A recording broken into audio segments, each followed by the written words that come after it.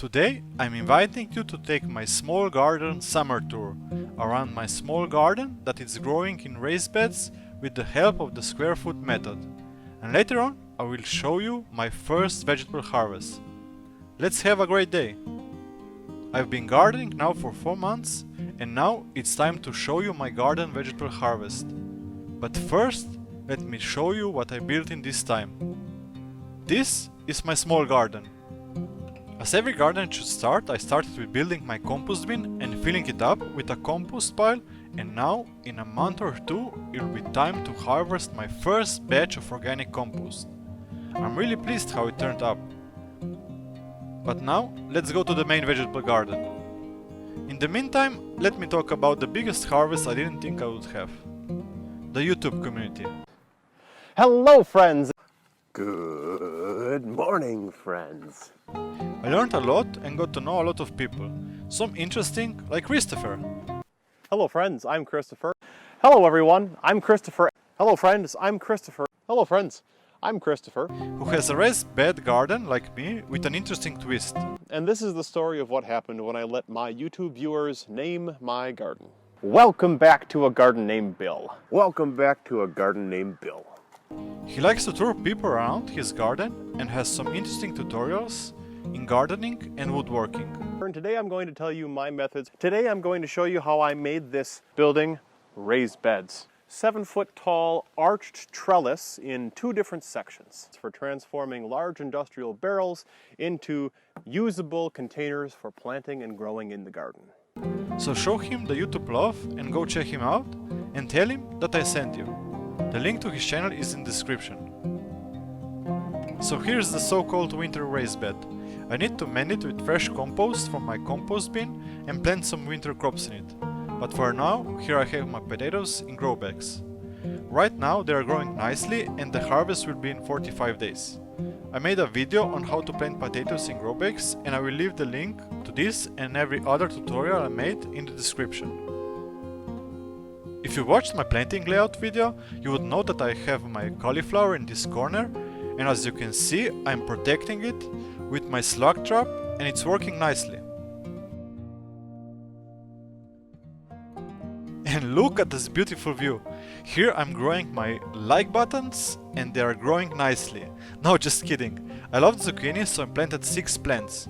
An interesting fact is that I planted some radishes between my zucchini, and as you can see, where the radish grew, the zucchini is about 30% larger. Interesting fact, and I will repeat this next year. And next to the zucchini is my bolting salad. I left it alone for 1 week and it decided to go to seed. So I pulled it out and ate it. Fortunately, I ate it on time, so it was still good to eat. And what I have here? My cabbage, that looks like it went through a war zone. Unfortunately, because of the heat and my absence in the garden, the beer from the beer trap evaporated, and the slugs attacked the cabbage. So I refilled the beer trap and now I'm confident the cabbage will recuperate its glory. And here at the other side of my first raised bed, I have 2 eggplants. As you can see, they like this spot and the first flowers are popping out. Are you curious what vegetables I harvest from the last raised bed and made my first dinner with it? I will show you. Just follow me. Here I have some lettuce. I'm not happy with it and I know it's my fault. I didn't water it enough and now it's growing slowly, but I will try to correct my error. Here you can see some slug damage and apparently I need to increase my slug traps. As you can see, my carrots didn't poke out in numbers. At first it was looking good, but then all of a sudden more than half of them died. Do you have any suggestions on what happened? Please leave them in the comments. So I decided to reseed them in another spot. Near my carrots I have a patch of onions protecting my pride and joy, the tomato house. Here my tomatoes are protected from the rain and with this from tomato blight. Because the rain is not splashing the ground, the tomatoes won't get affected. But a negative side to this is that I need to water my tomatoes even if it rains. But no worries, my breakfast, cherry and raw tomatoes are growing nicely. And I can't wait to make some delicious sauces from these raw tomatoes.